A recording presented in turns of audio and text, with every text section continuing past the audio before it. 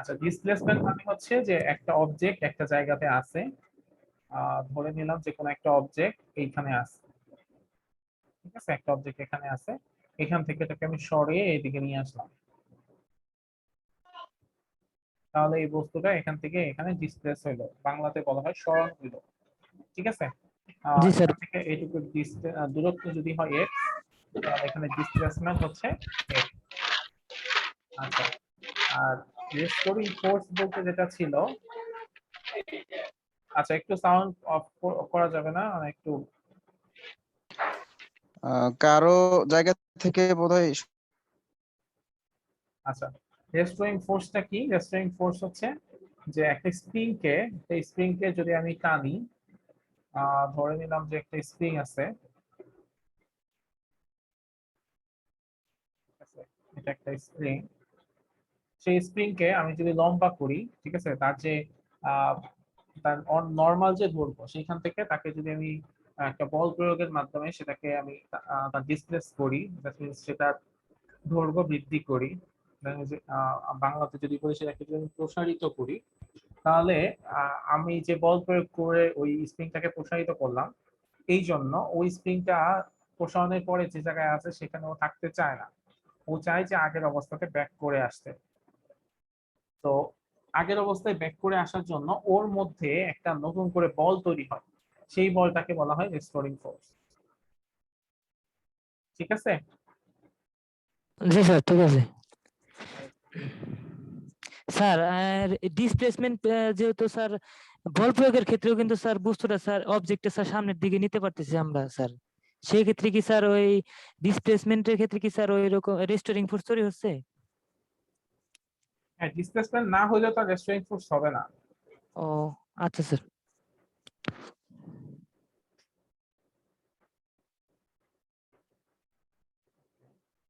So সাম definitions যদি আমরা একটু দেখার চেষ্টা করি, একটা হচ্ছে ইকুইলিব্রিয়াম পজিশন। ইকুইলিব্রিয়াম পজিশনটা কি? যে ইকুইলিব্রিয়াম পজিশন বা ভারসাম্য অবস্থান। এটা আরেকটা নাম হচ্ছে মিন পজিশন বা সাম্যাবস্থা। জিনিসটা হচ্ছে এরকম যে ইকুইলিব্রিয়াম পজিশন হচ্ছে সেই পয়েন্ট যে পয়েন্টের মধ্যে কোন একটা object zero resultant force experience করে।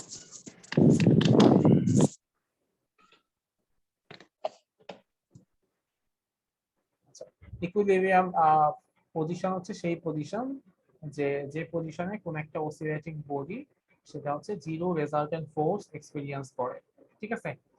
যে পর্যায়ে কোন একটা ইসের উপর, অসিলেটিং বডির উপর কোনো ধরনের ফোর্স কাজ করে না, ঠিক আছে। নরমালি কি হচ্ছে, একটা অসিলেটিং বডি মেইন পজিশনকে কেন্দ্র করে অসিলেট করতে থাকে সিম্পল হারমোনিক মোশনের ক্ষেত্রে।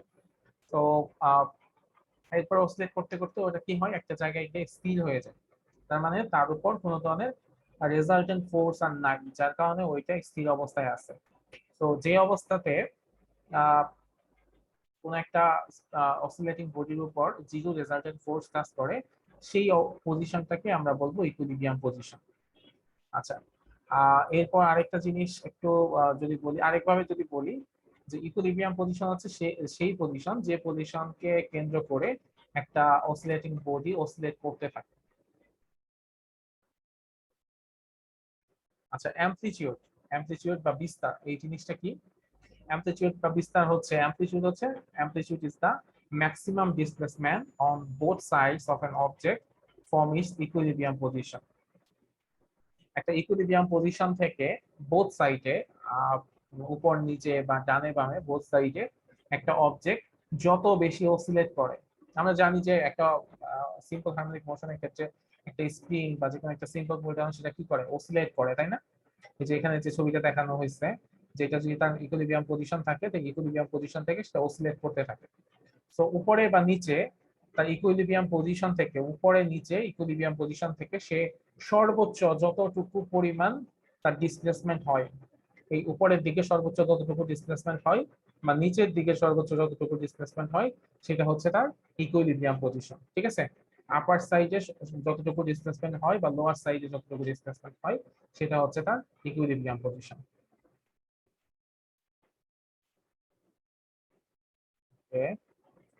আচ্ছা, এই ইকুইলিব্রিয়াম আপার সাইডে বা লোয়ার সাইডে তার যতটুকু ম্যাক্সিমাম পরিমাণ ডিসপ্লেসমেন্ট হয় সেটা হচ্ছে তার অ্যামপ্লিটিউড। আমি মনে হয় ভুলে ইকুইলিব্রিয়াম পজিশন বা কিছু একটা বলছি। সো একটা object, oscillating object equilibrium position থেকে উপরের দিকে সর্বোচ্চ যতটুকু তার সরণ হয় বা নিচে সর্বোচ্চ যতটুকু সরণ হয় সেটা হচ্ছে তার অ্যামপ্লিটিউড। অ্যামপ্লিটিউডকে আমরা মিটার দ্বারা প্রকাশ করি, এটা এসআই একক হচ্ছে মিটার। অ্যামপ্লিটিউড দুই ধরনের হতে পারে, একটা হচ্ছে লিনিয়ার অ্যামপ্লিটিউড, একটা হচ্ছে অ্যাঙ্গুলার অ্যামপ্লিটিউড। লিনিয়ার অ্যামপ্লিটিউড কেমন, যে এইখানটাতে এটা উপরে নিচে অ্যামপ্লিটিউড, উপরে এইটুকু তার অ্যামপ্লিটিউড, নিচে এইটুকু তার অ্যামপ্লিটিউড, তো এইটাকে আমরা বলতে পারি লিনিয়ার অ্যামপ্লিটিউড বা রৈখিক অ্যামপ্লিটিউড, রৈখিক বিস্তার। ঠিক আছে, কিন্তু যদি এমন হয় যে একটা অবজেক্ট সেটা হচ্ছে কৌণিক ভাবে সে অসিলেট করতেছে, ঠিক আছে, এখানে অবজেক্টটা কি উপরে নিচে অসিলেট করতেছে, কিন্তু কোন একটা অবজেক্ট যদি কৌণিক ভাবে অসিলেট করে তাহলে সেক্ষেত্রে কি হবে, সেক্ষেত্রে তার যে অ্যামপ্লিটিউড হবে সেই অ্যামপ্লিটিউডকে আমরা বলবো অ্যাঙ্গুলার অ্যামপ্লিটিউড বা কৌণিক বিস্তার। তো এই জিনিসটা আমি যদি একটু দেখাই,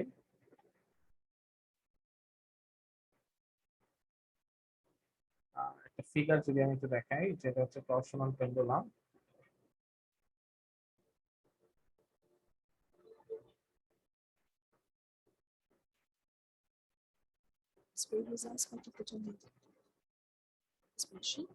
আচ্ছা, এটা হচ্ছে একটা টরশনাল পেন্ডুলাম, যে পেন্ডুলামটা একটা ফিক্সড জায়গা থেকে একটা শক্ত তামার তারের মাধ্যমে এটা আটকানো আছে। তো নিচে এরকম একটা চাকতি দেওয়া থাকে, তো এরকম একটা সেটআপকে বলা হয় টরশনাল পেন্ডুলাম। তো তোমরা একটু ইমাজিন করো তো। আচ্ছা, একটু ইমাজিন করো এই অবজেক্টটাকে আমি যদি ঘুরাই তাহলে সেটা কি সম্পূর্ণটা ঘুরবে, কি মনে হয় তোমাদের?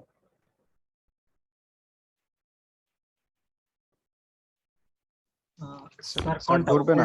উপরেরটা? উপরেরটা? এই যে জিনিসটা যদি দেখতে হয় এরকম, ঠিক আছে, এরকম যদি কোনো একটা জিনিস দেখতে হয়, দেখো, এরকম একটা জিনিসকে আমি যদি ঘুরাই সেটা কি সম্পূর্ণ ঘুরবে? না স্যার ঘুরবে না। সম্পূর্ণ ঘুরবে না। সে কি করবে, না স্যার করবে না। কিছু পরিমাণ গিয়ে তারপর সে আর ঘুরবে না, ঠিক আছে। দুলবে কিন্তু ঘুরবে না।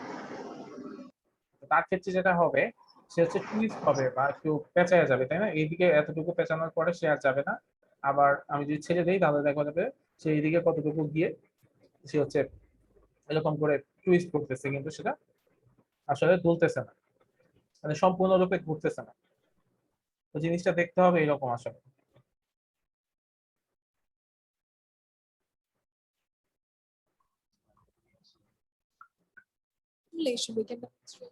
দেখেন, এইরকম করে অসিলেট করতে থাকবে, ঠিক আছে। তো এই ক্ষেত্রে, এই ধরনের ক্ষেত্রে তার যে ধরনের অসিলেশন হচ্ছে সেটা অ্যাঙ্গুলার অসিলেশন হচ্ছে, এবং এই ক্ষেত্রে যে ডিসপ্লেসমেন্ট হচ্ছে সেগুলো হচ্ছে অ্যাঙ্গুলার ডিসপ্লেসমেন্ট বা কৌণিক সরণ। তো এসব ক্ষেত্রে যে ধরনের পাওয়া যাবে, বিস্তার পাওয়া যাবে বা অ্যামপ্লিটিউড পাওয়া যাবে, সেটা হচ্ছে কেমন, অ্যাঙ্গুলার অ্যামপ্লিটিউড, যেটাই যেখানে বলা আছে যে এই ক্ষেত্রে যে ধরনের অ্যামপ্লিটিউড পাওয়া যাবে সেগুলো হচ্ছে অ্যাঙ্গুলার অ্যামপ্লিটিউড, যেটাকে ডিনোট করা হয় থিটা দ্বারা। আর লিনিয়ার অ্যামপ্লিটিউডকে ডিনোট করা হয় এ দ্বারা।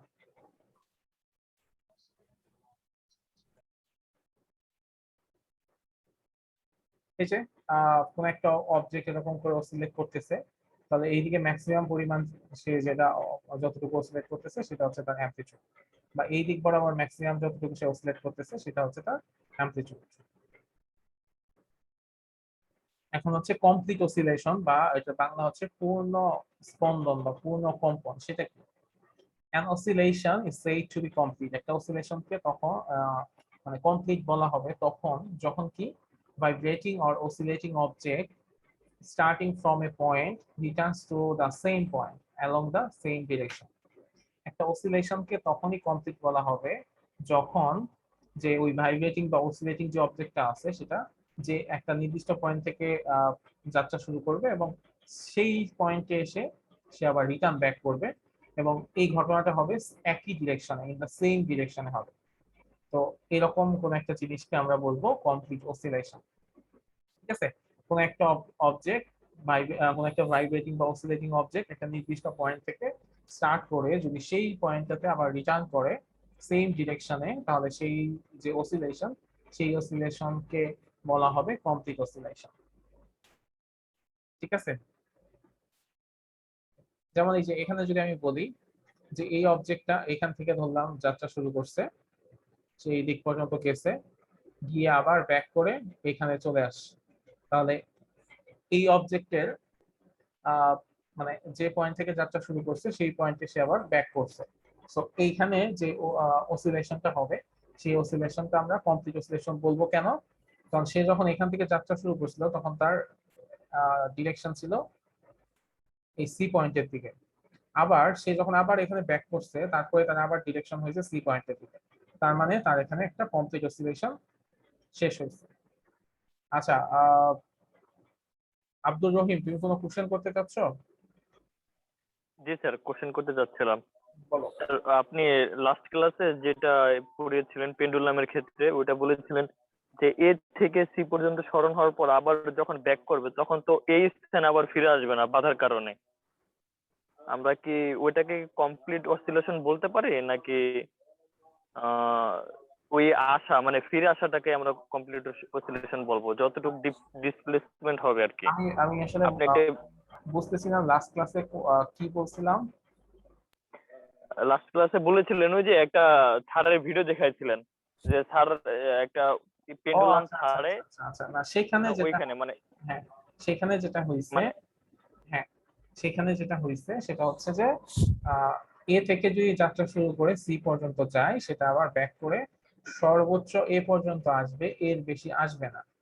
আর নর্মাল অবস্থাতে আমরা যদি এয়ার মিডিয়ামে মানে বাতাসের মধ্যে কোনো ঘটনা ঘটে, সেখানে যেহেতু এয়ার ফ্রিকশন থাকে, বাতাসে একটা বাধা থাকে, যার কারণে সে এ পর্যন্ত আসে না, এর আগে সে। জি জি জি, মানে তখন তো এ পর্যন্ত আসবে না, তখন কি সেক্ষেত্রে কি এটাকে কমপ্লিট অসিলেশন বলতে পারি আমরা? আচ্ছা, সেক্ষেত্রে এটাকে আমরা কমপ্লিট অসিলেশন বলতে পারবো কিনা, আহ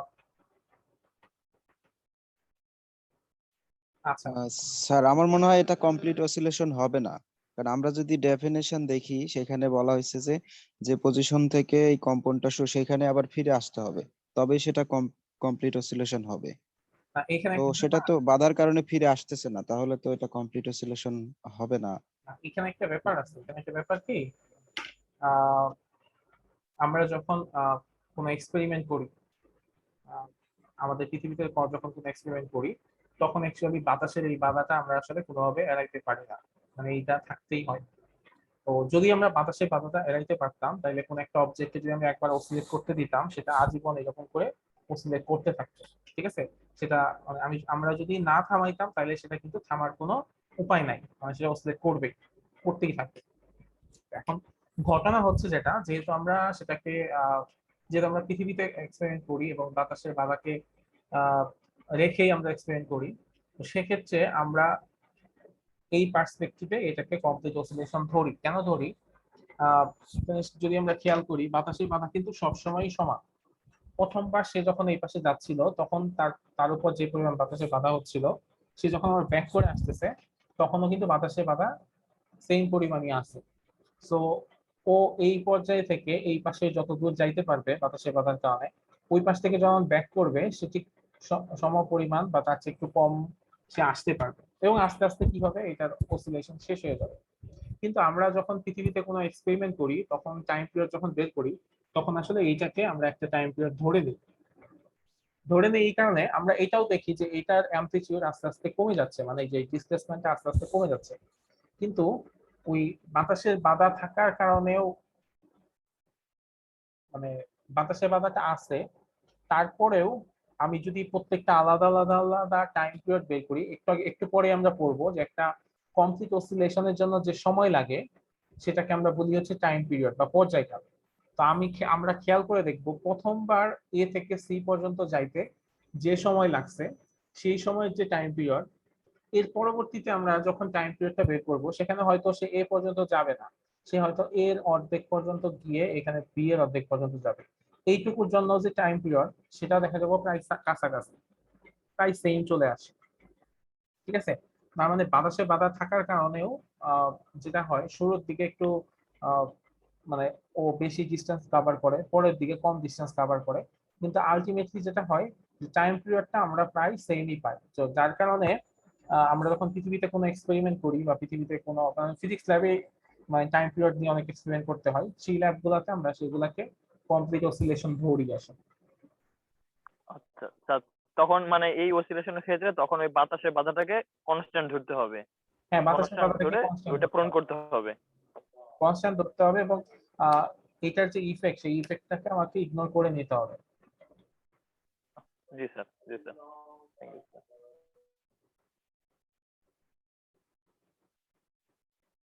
ওকে, সো আইডিয়ালি একটা কমপ্লিট অসিলেশন বলতে আমরা সেটাই বুঝি যখন একটা অসিলেটিং বডি একটা পয়েন্ট থেকে যাত্রা শুরু করবে এবং সেই পয়েন্টটাতে ফেরত আসবে এবং সেটা হইতে হবে সেম ডিরেকশনে।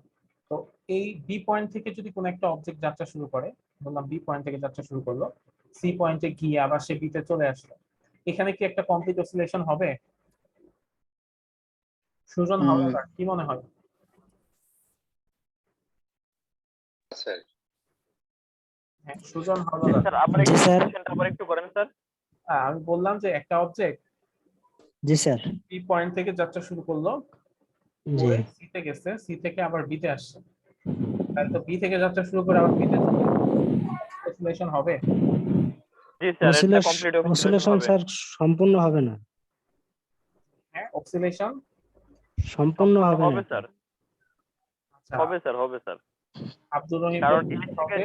স্যার আমারও মনে হয় অসিলেশন সম্পূর্ণ হবে। আচ্ছা, কারণ এ থেকে শুরু করে আবার এ তে ফিরে আসছে। এ থেকে আবার ফিরে আসলো, তাহলে তো কমপ্লিটেড অসিলেশন। আর এখানে বলছে বি থেকে সি পর্যন্ত গেছে, সি থেকে বিতে আসছে, এতে যাওয়ার কথা বলে নাই। এতে মানে আমরা তো আমি যেটা বলছি হ্যাঁ। শুনে নাও, আমি কিন্তু যেটা বলছি সেটা শুনে নাও। আমি বলছি যে একটা অবজেক্ট বি থেকে যাত্রা শুরু করে সি তে গেছে, সি থেকে যাত্রা শুরু করে আবার বি তে আসছে, তো তখন কমপ্লিট অসিলেশন হবে কিনা? তো জি স্যার, প্রথম স্থান থেকে যাত্রা শুরু করে আবার প্রথম স্থানে ফিরে আসার কারণে এটা কমপ্লিট অসিলেশন হবে স্যার। কমপ্লিট অসিলেশন হবে। আচ্ছা সুজন, তুমি কেন মনে করো যে হবে না? স্যার এক্ষেত্রে তো কিছুটা বাধার সৃষ্টি হতে পারে। বাধা বলতে কিসের বাধা?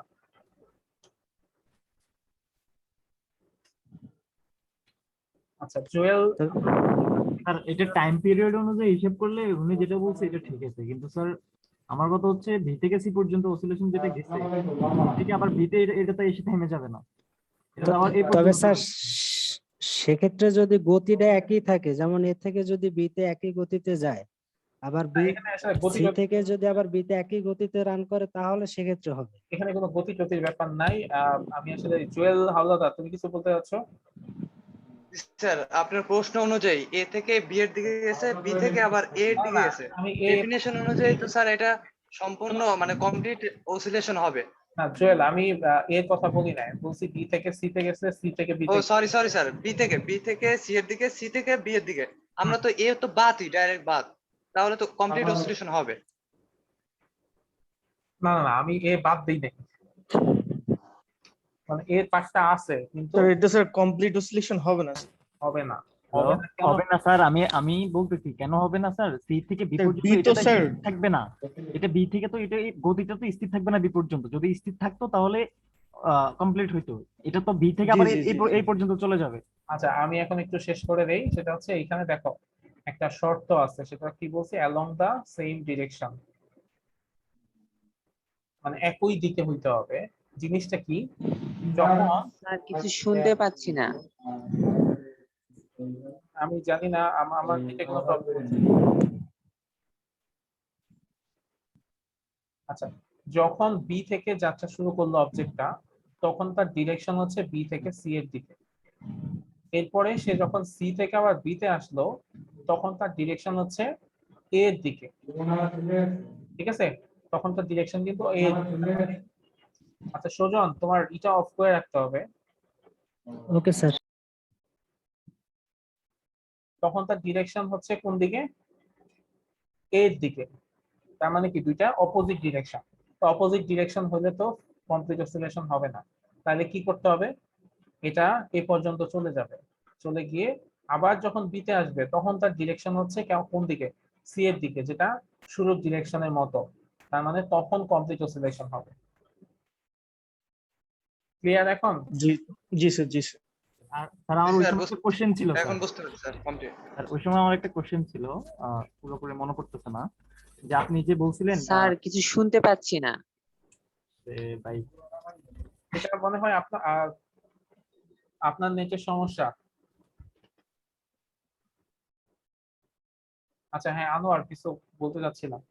স্যার, হ্যাঁ, যে ধরেন স্যার আমি মাঝখানে যে ভি বিন্দুতে অসিলেশনটা মানে এখান থেকে সি পর্যন্ত গেছে, সি থেকে এতে আসছে, ওই সময় যে বলছিল স্যার, মানে এই টপিক না, একটু আগে যে টপিকটা ছিল আমি ওই সময় কোশ্চেনটা করতে চাইছিলাম, আপনি হয়তো খেয়াল করেন নাই, যে টাইম যে পিরিয়ডটা বলছিলেন যে মানে আমাদের বাধা যে প্রাপ্তটা হবে এ থেকে সি পর্যন্ত যে টাইমটা নিবে, সি থেকে এ পর্যন্ত আসতে আমাদের টাইম পিরিয়ড হিসেব করলে আহ, আপনার ওই টাইমে আসতে পারবে না, মানে এই বিন্দুতে আসার আগ পর্যন্ত এটা বাধাগ্রস্ত হয়ে যাবে।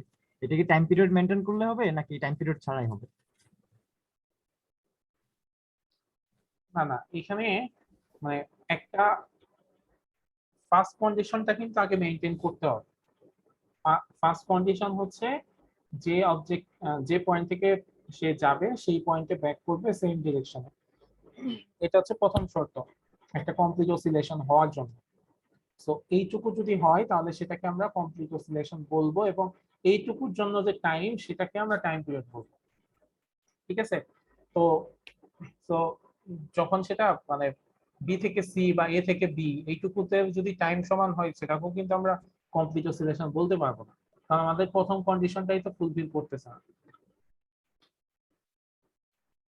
আপনি বলছিলেন না এই যে এ থেকে সি পর্যন্ত যদি ধরেন 5 সেকেন্ড টাইম নিচ্ছে, উদাহরণস্বরূপ ধরে নেন 5 সেকেন্ড টাইম নিছে, কিন্তু সি থেকে এ পর্যন্ত আসতে আপনার এর থেকে আরো বেশি টাইম নেবে, আপনি এরকম এটা বলছেন। কোনো হবে না, হ্যাঁ, আমি সেটাই বলতে চাইতেছিলাম। কখনো হবে না। সে যদি সি থেকে এ পর্যন্ত যায় তাহলে একই সময়ই যাবে, আর যদি সে না যাইতে পারে তাহলে 5 সেকেন্ডে সে যতটুকু যায় ততটুকুই যাবে। তাহলে আমি ভুল শুনছিলাম, আমার কাছে আমি এরকম শুনছিলাম যে আপনি বলছিলেন যে হয়তো সি থেকে আবার এতে আসতে 6 সেকেন্ডের মতো লাগবে, মানে এভাবে বলেন নাই, বাট আমি এটা বুঝছি আর কি, এই কারণে বলা। তো এই যে আমরা কমপ্লিট অসিলেশন যেটা বুঝলাম, সেই কমপ্লিট অসিলেশন হইতে যে সময় লাগে সেটা হচ্ছে আমার টাইম পিরিয়ড বা পর্যায়কাল। ঠিক আছে? তো নরমালি অনেক সময় পর্যায়কাল এই সময়টা খুব অল্প থাকে, যার কারণে একটা অসিলেশনের সময় আসলে বের করাটা খুব টাফ হয়ে যায়। তো সেক্ষেত্রে আমরা যেটা করি যে একের অধিক অসিলেশনের জন্য সময় বের করি আমরা।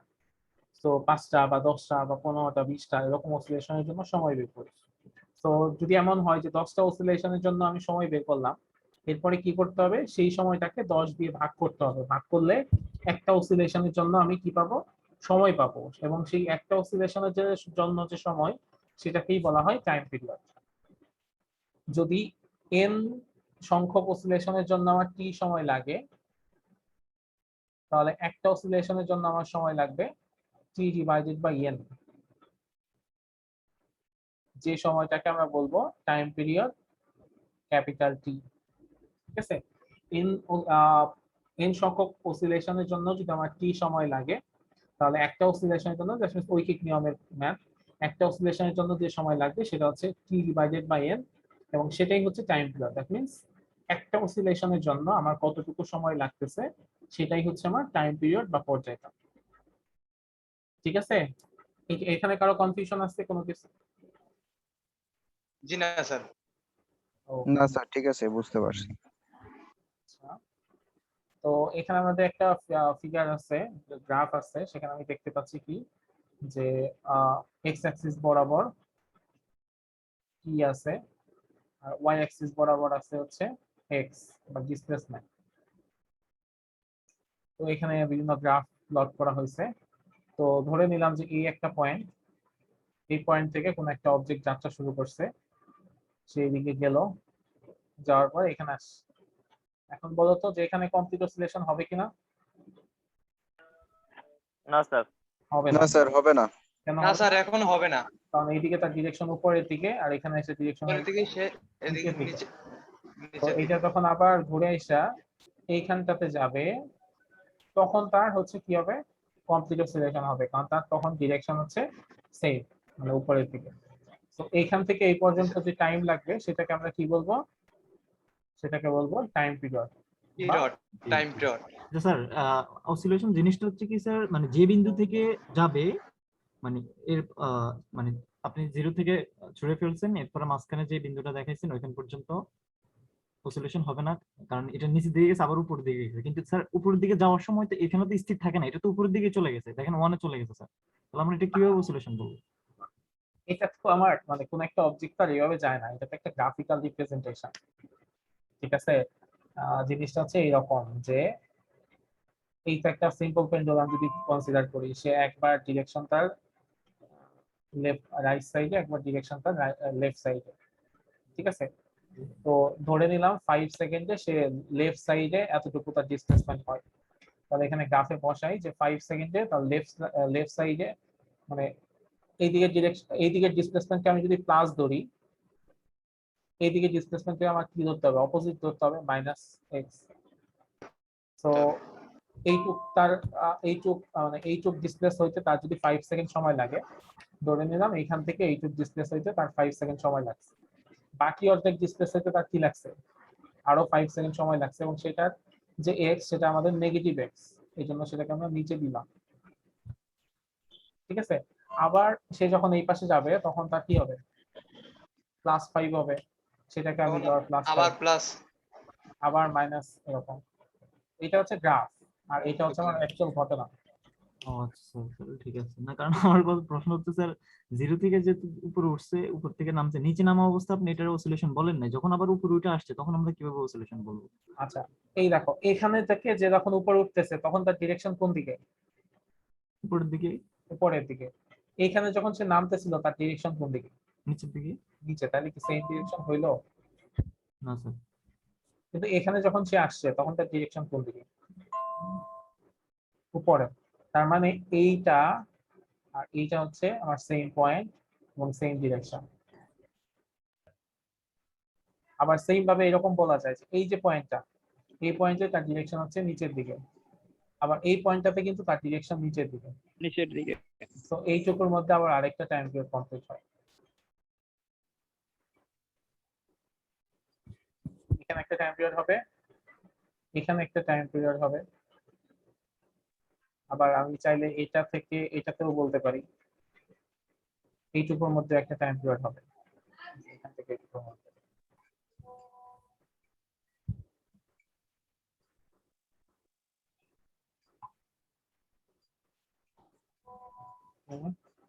তো এরপর হচ্ছে ফ্রিকোয়েন্সি। ফ্রিকোয়েন্সি কি বাংলা হচ্ছে কম্পাঙ্ক। ফ্রিকোয়েন্সি বাংলা হচ্ছে কম্পাঙ্ক। ফ্রিকোয়েন্সি মানে হচ্ছে number of oscillations, number of complete oscillations that take place in 1 second. 1 সেকেন্ডে যতগুলা কমপ্লিট অসিলেশন সম্পন্ন হয় সেটা হচ্ছে ফ্রিকোয়েন্সি বা কম্পাঙ্ক। Frequency is the number of complete oscillations that take place in 1 second. 1 সেকেন্ডে যতগুলা কমপ্লিট অসিলেশন হয়, পূর্ণ সাইকেল উৎপন্ন হবে সেটা কি? হ্যাঁ 1 সেকেন্ডে যতগুলা পূর্ণ, 1 সেকেন্ডে যতগুলা পূর্ণ সাইকেল উৎপন্ন হবে সেটাই হচ্ছে। হ্যাঁ সেটাই। যেটা ও বাংলায় বলা হয় তাই এভাবে বলা হবে যে 1 সেকেন্ডে যতগুলা পূর্ণ কম্পন সম্পন্ন হয় সেটাই হচ্ছে ফ্রিকোয়েন্সি। এক ফ্রিকোয়েন্সি। ফ্রিকোয়েন্সির এসআই একক হচ্ছে হার্টজ। ফ্রিকোয়েন্সি এসআই একক হচ্ছে হার্টজ বা এইচজেড, বা এটাকে অনেক সময় পার সেকেন্ডও বলা হয়।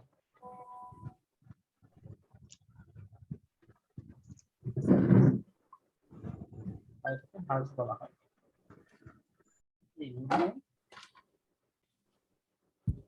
ফ্রিকোয়েন্সি এসআই একক হচ্ছে হার্টজ বা পার সেকেন্ড।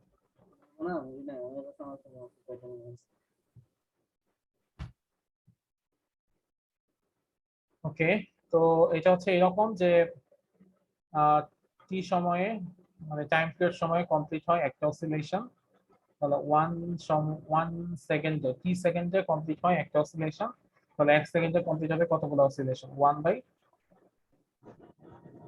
ঠিক আছে। তো এটাকেই বলা হয় ফ্রিকোয়েন্সি এফ। আমাদেরকে প্র্যাকটিক্যাল একটা অঙ্ক দেখাইন স্যার, তাহলে আমরা বেশিটা আরো ক্লিয়ার হবো। দেখাবো। এখন একটা জিনিস একটু আমি জাস্ট মুখে মুখে জিজ্ঞেস করি,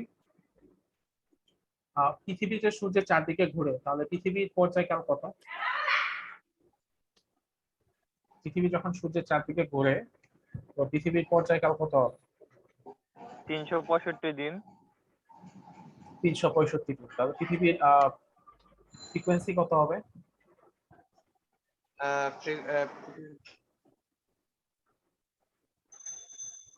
এক 1/365 এক হবে 1/365। 365। আবার আমি যদি বলি যে একটা টিউনিং ফর্ক যার ফ্রিকোয়েন্সি হচ্ছে একটা টিউনিং ফর্কের ফ্রিকোয়েন্সি হচ্ছে 512 হার্টজ, ঠিক আছে? সেক্ষেত্রে এই টিউনিং ফর্কের টাইম পিরিয়ড কত হবে? 512 হার্জ। স্যার 1 বাই হচ্ছে ওই যে 1/5 টিউনিং ফর্কের যে ফ্রিকোয়েন্সিটা বলছেন, মানে t = 1/f হবে আর কি, তখন f এর মান হবে নাকি? 1/500। তার মানে টিউনিং Yes, sir. ফর্ক হচ্ছে 1 সেকেন্ডে 512 বার কম্পিত হয়। আর ওইদিকে পৃথিবী হচ্ছে 1 সেকেন্ডে 1/365 ভাগের 1 ভাগ, মানে 365 ভাগের 1 ভাগ, একদম। তাই না? স্যার তো এরপর হচ্ছে ফেজ বা দশা। এটা কি? The state of motion of a vibrating particle at an instant of time is called its phase at that instant. ফেজটাকে আমি পার্সোনালি অনেক সময় বলি এরকম যে আমরা ফোনে স্ক্রিনশট নেই না, ফোনে স্ক্রিনশট নেই বা স্ন্যাপশট নেই, এটাকে আমরা ফেজের সাথে কনসিডার করতে পারি, ঠিক আছে? এটাকে আমরা ইসের সাথে কনসিডার করতে পারি, ফেজের সাথে কনসিডার করতে পারি। স্ন্যাপশট আমরা কেন দেই? যে কোন একটা মোমেন্টের কি করতে চাই, স্ন্যাপশট দিয়ে কোন একটা মোমেন্টের কোন একটা অবস্থা আমরা আসলে বোঝার চেষ্টা করি যে তখন কি অবস্থা, ঠিক আছে? তো একইভাবে ফেজ মানে হচ্ছে কি, যে কোন একটা বিশেষ মুহূর্তের অবস্থান বোঝানো হচ্ছে, মানে শর্ট দ্বারা বোঝানো হয় কোন একটা বিশেষ মুহূর্তের অবস্থা বোঝার জন্য আমরা এটা ইউজ করি। আচ্ছা, ফেজ মানে হচ্ছে আর যে কি স্যার? কোনো বিশেষ মুহূর্ত ঠিক না, যে কোনো মুহূর্তেরই কোন একটা অবজেক্টের গতির অবস্থাটা কেমন সেটা বোঝার জন্য আসলে আমরা ফেজ ইউজ করি। গতির ও। অবস্থা বলতে আমরা আসলে কি কি জিনিস দিয়ে গতির অবস্থা বুঝতে পারি? যেমন গতির অবস্থা বলতে আমরা বুঝতে পারি যে ওই ওই অবজেক্টের কত, ডিসপ্লেসমেন্ট কত ছিল তখন, সেটা দিয়ে আমরা গতির অবস্থা বুঝি। ওই অবজেক্টের ভেলোসিটি কত, সেটা দিয়ে আমরা গতির অবস্থা বুঝি। বা আমরা যদি চিন্তা করি ওই অবজেক্টের ওই মোমেন্টে অ্যাক্সিলারেশন কত, সেটা দিয়েও আমরা গতির অবস্থা বুঝতে পারি, ঠিক আছে? তো একটা নির্দিষ্ট আচ্ছা। মোমেন্টে একটা অবজেক্টের গতির কি অবস্থা, যে তার ভেলোসিটি কত, তার অ্যাক্সিলারেশন কত বা ডিসপ্লেসমেন্ট কত, সেটা মানে সেটার নামই হচ্ছে তার ফেজ, ঠিক আছে? হ্যাঁ স্যার। স্যার এটাকে কি এইভাবে বলা যায় যে কোন একটা অবজেক্টের একটা নির্দিষ্ট সময়ের সাম্যক বাহ্যিক অবস্থার নির্ণয় করাকে ফেজ বলে? হ্যাঁ, একই টাইপের কথাই।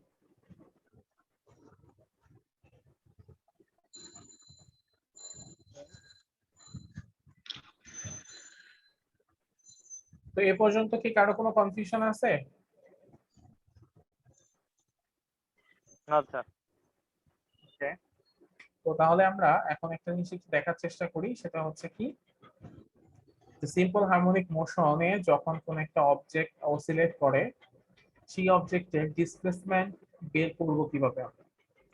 সিম্পল হারমোনিক মোশনে অসিলেট করা কোন একটা অবজেক্টের ডিসপ্লেসমেন্টটা আমরা কিভাবে বের করতে পারি সেই জিনিসটা একটু বোঝার চেষ্টা করি। তো ধরে নিলাম যে একটা পার্টিকেল, সেটা হচ্ছে একটা ও পয়েন্টকে কেন্দ্র করে, একটা পার্টিকেল এরকম ও পয়েন্টকে কেন্দ্র করে একটা সার্কুলার পথে এরকম করে ঘুরতেছে, ঠিক আছে? ও পয়েন্টকে কেন্দ্র করে সে সার্কুলার পথে ঘুরতেছে। ওই অবজেক্টের রেডিয়াস মানে এরকম করে সে ও পয়েন্টকে কেন্দ্র করে ঘুরতেছে, ঠিক আছে? এবং সে যেটা করে, একটা নির্দিষ্ট সময় পর পর সে এখানে এসে মানে এ থেকে সে যাত্রা শুরু করে, একটা নির্দিষ্ট সময় পরে সে একই দিক থেকে আবার এই পয়েন্টে আসে। তার মানে তার যে গতি, সেই গতিকে আমরা পিরিয়ডিক মোশন বলতে পারি। এবং এই ঘটনা যখন ঘটে তখন তার যে ডিসপ্লেসমেন্ট হয়, সেই ডিসপ্লেসমেন্ট হচ্ছে তার রেস্ট্রেইনিং ফোর্সের সাথে সমানুপাতিক, তার মানে সেটা হচ্ছে একটা সিম্পল হারমোনিক মোশন। তো একটা নির্দিষ্ট, এবং সে যে ভেলোসিটিতে সে অসিলেট করতেছে সেটা হচ্ছে ওমেগা, ওমেগা কৌণিক বেগে সে হচ্ছে অসিলেট করতেছে। এখন একটা নির্দিষ্ট সময় পর, নির্দিষ্ট সময় টি পরে সে কি করলো, সে এই এ থেকে এই পি পজিশনে চলে আসছে, এ থেকে এই পিতে চলে আসছে। এখন আমাকে বের করতে হবে যে তার ডিসপ্লেসমেন্ট কতটুকু হয়েছে সেটা বের করতে হবে। সেটা বের করার জন্য আমি কি করতে পারি, সো চিন্তা করলাম ও আগে এখানে ছিল, এখান থেকে এখানে গেছে, তো আমি কি এখান থেকে কোনো ডিসপ্লেসমেন্ট বুঝতেছি, মানে সরণ কতটুকু হয়েছে সেটা কি বুঝতে পারতেছি? আমি এখানে বুঝতে পারতেছি তার একটা কৌণিক সরণ হয়েছে, সেই কৌণিক সরণ হচ্ছে থিটা, ঠিক আছে? তার একটা কৌণিক সরণ হয়েছে যেটা হচ্ছে থিটা। কিন্তু কৌণিক সরণ দিয়ে তো আমার আসলে কাজ হবে না, আমার রৈখিক সরণ লাগবে। তো আমি এখান থেকে তো এটা রৈখিক পথে তো যায় না, তাইলে আমি কিভাবে বের করবো? এটা বের করার জন্য আমাদের যেটা করতে হবে, যে ও যে পর্যায়ে গেছে সেখান থেকে একটা লম্ব টানতে হবে। লম্ব যদি আমি টানি তাহলে কি হবে, এখানে একটা জ্যা আছে, সেই জ্যায়ের উপর গিয়ে পড়বে, তাই না? এখন একটু খেয়াল করে বলো তো আমাকে, এই পয়েন্ট যে কথা আর এই পয়েন্ট একই কথা না? সমান্তরাল। জি স্যার। আবার এই পয়েন্টটা যে কথা, এই পয়েন্টটাও সেই কথা না? জি স্যার। জি স্যার। তার মানে আমি বলতে পারি না যে ইনিশিয়ালি ও এই পয়েন্টে ছিল মানে এই পয়েন্টে ছিল, আবার এই পয়েন্টে যেহেতু আসছে তার মানে এখানে আসছে। এখানে আসছে। ওর যে ডিসপ্লেসমেন্ট হয়েছে সেই ডিসপ্লেসমেন্টটা হচ্ছে কতটুকু, সেই ও থেকে এন পর্যন্ত। হ্যাঁ, ও থেকে এন পর্যন্ত। আমরা তো ধরে নিলাম যে ও থেকে এন এই ডিসটেন্সটা হচ্ছে এক্স, ঠিক আছে? তাহলে জি স্যার। সুন্দর আমার একটা ত্রিভুজ তৈরি হয়েছে। আমি আমার এগুলা করলে আমি বুঝতে পারবো যে এখানে সুন্দর একটা ত্রিভুজ তৈরি হয়েছে, ওপিএন একটা ত্রিভুজ তৈরি হয়েছে। এবং আমরা যদি বলি যে ও এ আর পিএন এই দুইটা হচ্ছে একটা সমান্তরাল বাহু, আর ওপি হচ্ছে তাদের ছেদক, তাইলে এই কোণ আর এই কোণ একান্তর কোণ না? জি স্যার, একান্তর কোণ। কোণ যদি হয় তাহলে এই কোণ যদি থিটা হয় ওটাও থিটা। থিটা হবে। হ্যাঁ, তাহলে ওপিএন সমকোণী ত্রিভুজে আমি যদি সাইন থিটা সমান সমান কত হবে? ওপিএন সমকোণী ত্রিভুজে সাইন থিটা সমান সমান লম্ব ভাগ অতিভুজ। আমরা জানি লম্ব ডিভাইডেড বাই অতিভুজ, ও এন বাই ওপি। তাই না? O N by OP. Divided by, ঘটনা সত্যি এটা ওএন বাই ওপি হবে, কিন্তু আমি ওএন না দিয়া পিএন দিলে কি সমস্যা ছিল? পিএন তো লম্ব। জি স্যার, লম্ব তো স্যার পিএনটাই হওয়ার সম্ভাবনা আছে। কিন্তু স্যার ওই যে কোণ নির্ণয় করছেন স্যার, কোণের বিপরীত যেটা থাকে ওটা হলো লম্ব, কোণ যেখানে থাকে তার বিপরীত। এক্স্যাক্টলি, আমি যে কোণটাকে হচ্ছে আমি ধরে নিছি ওই কোণের বিপরীত যে বাহু সেটা হচ্ছে আমার লম্ব, বাহুকেই লম্বকে বলে, লম্ব বলে। এই জন্য এখানে ওএন টা হবে লম্ব। আচ্ছা, সো সাইন থিটা সমান সমান কি হবে? সাইন থিটা সমান সমান O N equal to X. আচ্ছা, ওএন সমান সমান আমরা হচ্ছে এক্স, আর ওপি সমান সমান কি? ওপি ওপি ওপি হচ্ছে আমার রেডিয়াস, রেডিয়াস হচ্ছে কত? এ, তাহলে এটা হচ্ছে এ। তাহলে আমি এখানে ডিসপ্লেসমেন্টের যে ইকুয়েশন পাচ্ছি সেটা কি? x সমান সমান x বাই a sin theta. a sin displacement.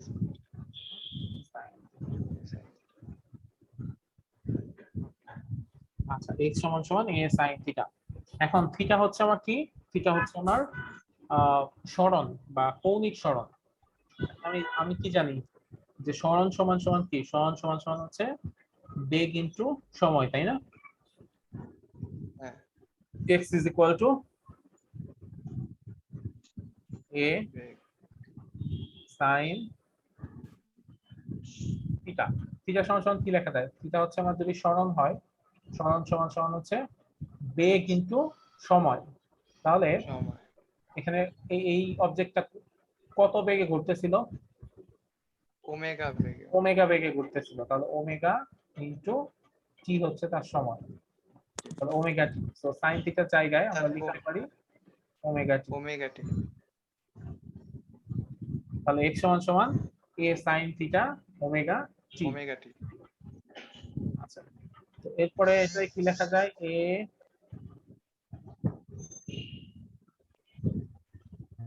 sin omega সমান সমান কি? ওমেগা সমান সমান 2 পাই f 2 পাই f। পাই f। তো আমাদের ফাইনালি যে ইকুয়েশন আসছে সেটা হচ্ছে কি x সমান সমান a sin 2 pi f t। Pi F. ঠিক আছে, এটা হচ্ছে আমাদের ফর্মুলা, যে ফর্মুলাটা আমাদের ইউজ করতে হবে, যে ফর্মুলার মাধ্যমে আমরা যে কোনো সিম্পল হারমোনিক মোশন অসিলেট করা কোন একটা পার্টিকেলের জন্য ডিসপ্লেসমেন্টের মান বের করে ফেলতে পারবো এই ফর্মুলার সাহায্যে। x সমান সমান a sin ওমেগা t বা x সমান সমান a sin 2 pi f into t। 2 pi F. তো এটা কি পারা যাবে? জি স্যার, পারা যাবে। আচ্ছা, তো আমরা ডিসপ্লেসমেন্টের ইকুয়েশনটা দেখে ফেললাম, এখানে সবই দেয়া আছে, তো আমরা বাসায় দেখে নিতে পারি। এরপর হচ্ছে এখানে একটা জিনিস বলে দেই যে ওরা হচ্ছে 2 পাই n দিছে, তো ওরা এখানে ফ্রিকোয়েন্সিকে n ধরছে আর আমরা ফ্রিকোয়েন্সিকে f ধরছি। তো তুমি যেটা ধরো সেটাই ওকে, কিন্তু বলে দিতে হবে যে কি বুঝাইছি আমি। আচ্ছা, এরপর হচ্ছে আমি বের করব কি ভেলোসিটি বের করব। হ্যাঁ, ভেলোসিটি বা বেগ বের করব। তো আমরা জানি যে কোন একটা ডিসপ্লেসমেন্টকে আমি যদি টাইমের সাপেক্ষে একবার ডিফারেন্সিয়েশন করি তাহলে কি পাওয়া যাবে? ভেলোসিটি পাওয়া যায়। এটা কি জানি? ক্যালকুলাস করছি না আমরা? আমরা ওই যারা হচ্ছে ইসে থেকে আসছি, ইন্টারমিডিয়েটে আসছি, তারা হচ্ছে ক্যালকুলাস করে আসছি। আর যারা হচ্ছে ইসে ছিল, ডিপ্লোমাতে ছিল, ক্যালকুলাস ছিল না? স্যার ছিল ক্যালকুলাস ম্যাট্রিক্স। স্যার ছিল।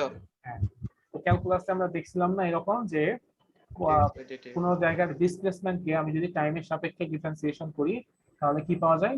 ভেলোসিটি পাওয়া যায়। যেটাকে আসলে বলা হয় rate of change of displacement is called velocity. আমরা জানি সেটা, যে ভেলোসিটি পরিবর্তনকেই কি বলা হয়? ডিসপ্লেসমেন্ট বলা হয়। তো v ইজ ইকুয়াল টু কি হবে? v is equal to px divided by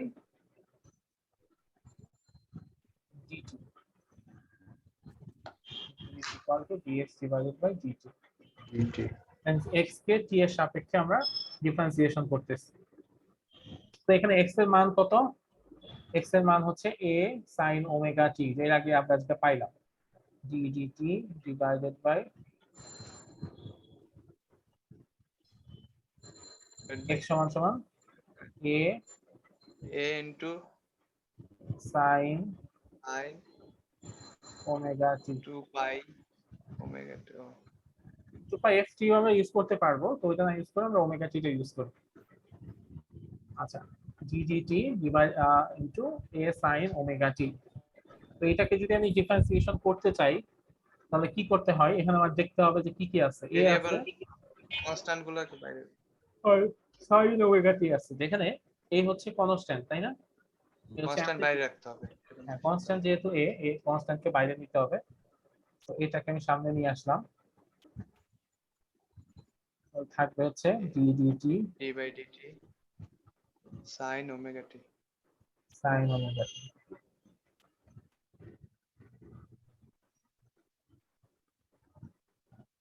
এখন sin কে ডিফারেন্সিয়েশন করলে কি পাওয়া যায়? cos sin কে ডিফারেন্সিয়েশন, sin থিটাকে ডিফারেন্সিয়েশন করলে পাওয়া যায় cos থিটা। ঠিক আছে, তো আমরা ধরে নেই ওমেগা টি মানে হচ্ছে থিটা, তাহলে কি হবে? a a omega cos omega t আগে না না ওমেগাটা আসবে না, a cos ওমেগা টি দিলাম, ঠিক আছে? cos omega t. আচ্ছা, ধরে নিলাম যে ওমেগা টি মানে হচ্ছে থিটা, তো সেটা ধরে নিয়ে sin থিটাকে ডিফারেন্সিয়েশন করলাম, তাহলে হবে কি cos থিটা মানে cos ওমেগা cos থিটা। কিন্তু কথা হচ্ছে যাকে আমি থিটা ধরছি সে কি থিটা? সে তো থিটা না, তার মানে ওইটাকে আরেকবার ডিফারেন্সিয়েশন করতে হবে।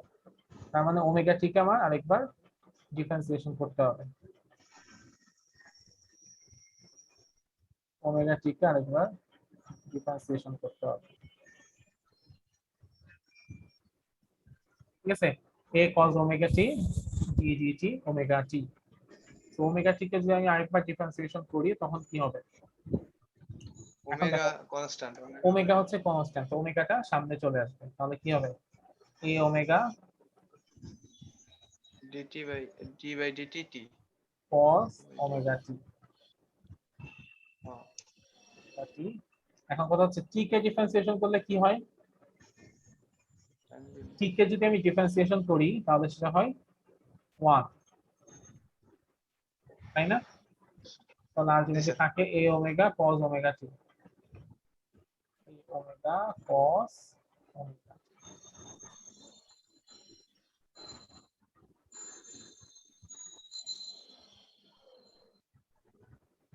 আচ্ছা, জাহিদ হাসান, জাহিদ হাসান লাইনটা আবার একটু জাহিদ হাসান শুনতে পাচ্ছ? ভাই সুমাইয়া ইয়াসমিন শুনতে পাচ্ছ? স্যার জাহিদ হাসান। হ্যাঁ জাহিদ হাসান, t কে ডিফারেন্সিয়েশন করলে 1 হয় কেন?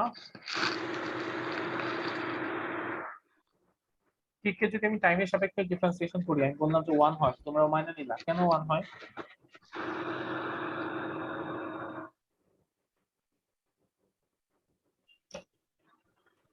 পরে বলো।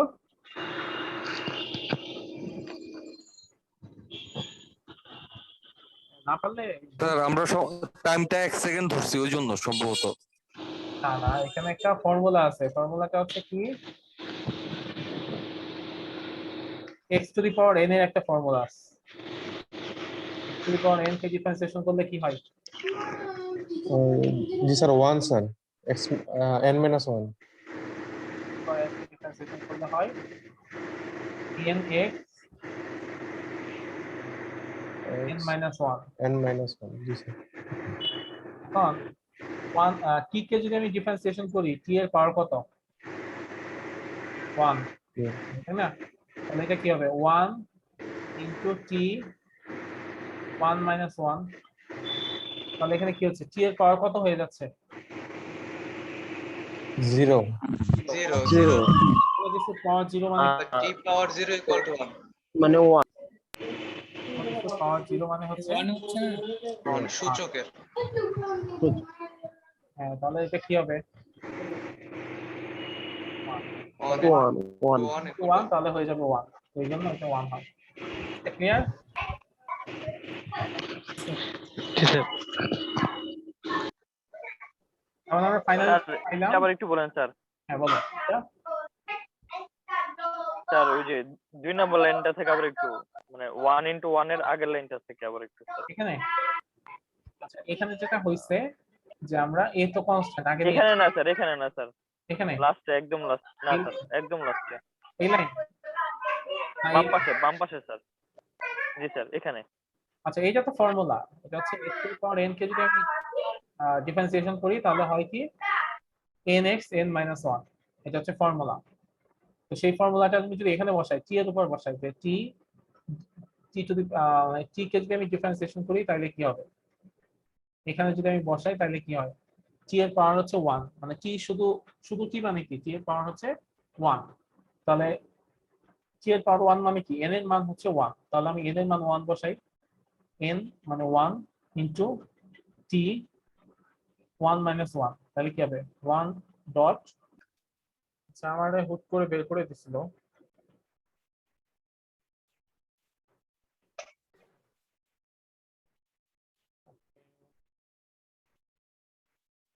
আচ্ছা, যার প্রবলেম হচ্ছিল, তুমি যেটা কি প্রবলেম কোশ্চেন করছিলা?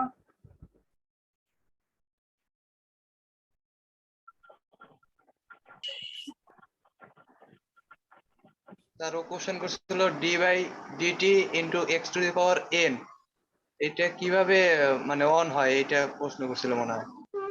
এটা ছিল এরকম যে যদি আমি ddx লিখি, ddx x to the power n, x to the power n এটা হচ্ছে ক্যালকুলাসের ফর্মুলা।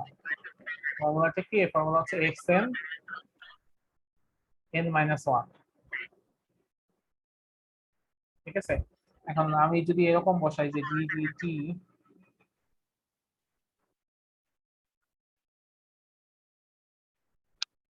শুধু টি, শুধু টি হলে কি হবে, টি এর পাওয়ার হচ্ছে 1, তাহলে n এর জায়গায় আমি 1 বসাবো, n এর জায়গায় 1,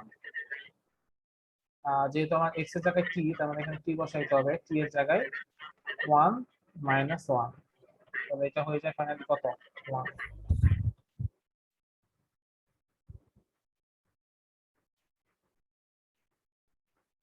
কি বুঝতে পারছো?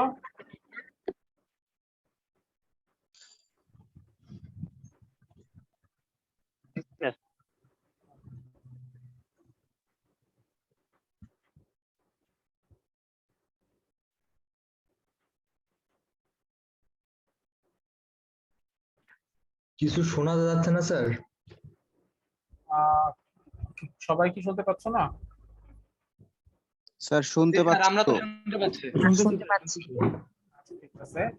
তো আমরা যে ইকুয়েশনটা পাইছিলাম সেটা ছিল এরকম, x is equal to a cos omega t, a cos omega t, sorry এখানে একটা ওমেগা ছিল তাই না, এর আগে একটা ওমেগা, এরপর একটা ওমেগা ছিল, a omega cos omega t। আচ্ছা, তো আমরা জানি, আমরা কি জানি, x is equal to a sin omega t,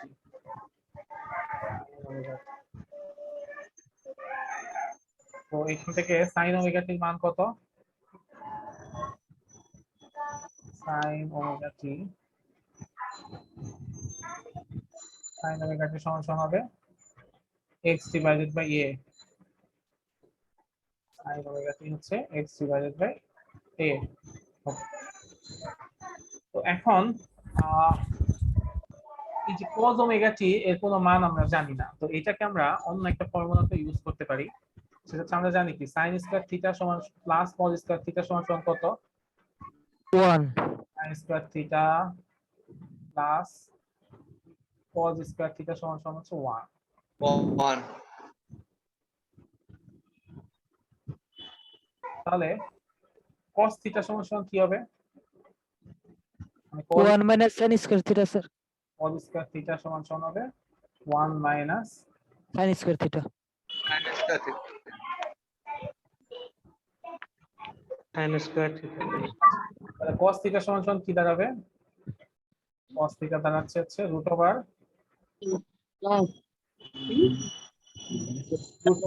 minus √1 minus sin square theta. sin square theta. √1 minus sin square theta. Okay, ঠিক আছে। তাহলে আমি যদি cos ওমেগা টি বলি, তাহলে cos ওমেগা টি কত হবে, √1 মাইনাস sin স্কয়ার ওমেগা টি, তাই না, তাই হয় না?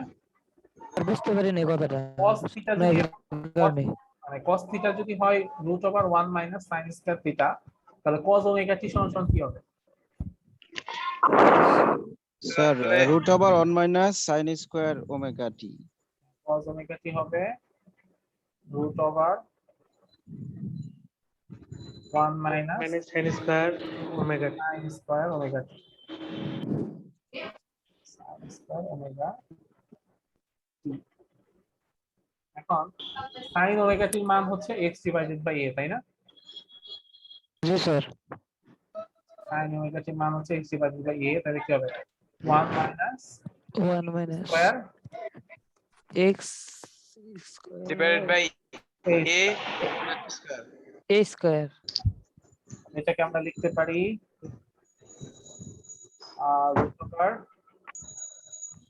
√a square minus x square a square minus divided by a divided by a square. a square square. So আমরা cos ওমেগা টির মানটা পাইলাম কি √a square minus x square divided by a square. জি সেই স্যার। মানটা আমি যদি যেখানে বসাই x সমান a ওমেগা cos ওমেগা টির মানে বসাই, তাহলে কি হবে, তাহলে আমি আমার মানটা পেয়ে যাব, তাই না? তো আমি তাহলে একটা কাজ করি যে এগুলা মুছে ফেলি। স্যার এখানে a স্কয়ার কেটে দেওয়া যাবে না স্যার? হ্যাঁ হ্যাঁ, কেটে দেওয়া যাবে, আমি এখানে গিয়ে কাটবো আর কি। তাহলে মাইনাস x স্কয়ার হবে।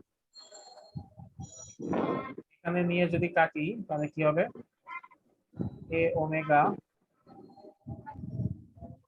কজের জায়গায় মানগুলো বসাই square minus square minus x square divided square. এখন ডিভাইডেড বাই কি আছে এখানে ওটা আবার আলাদা করে দিই রুট এ স্কয়ার তাহলে এ স্কয়ার আর হচ্ছে রুট মিলে কি হবে শুধু এ তাই না জি স্যার স্কয়ার রুট উঠে যাবে স্যার। হ্যাঁ রুট উঠে যাবে তাহলে থাকতেছে কি এ ওমেগা শুধু এ থাকবে sir. Square minus x square root root square minus x square x square divided a divided a তাহলে এ এ এ কাটা যাবে কাটা যাচ্ছে আলটিমেটলি থাকতেছে omega omega root A square by X root A square square minus x square minus x square. এটা হচ্ছে কার মান V এর মান এটা হচ্ছে আমাদের final formula v is equal to root over omega square square minus x square x square.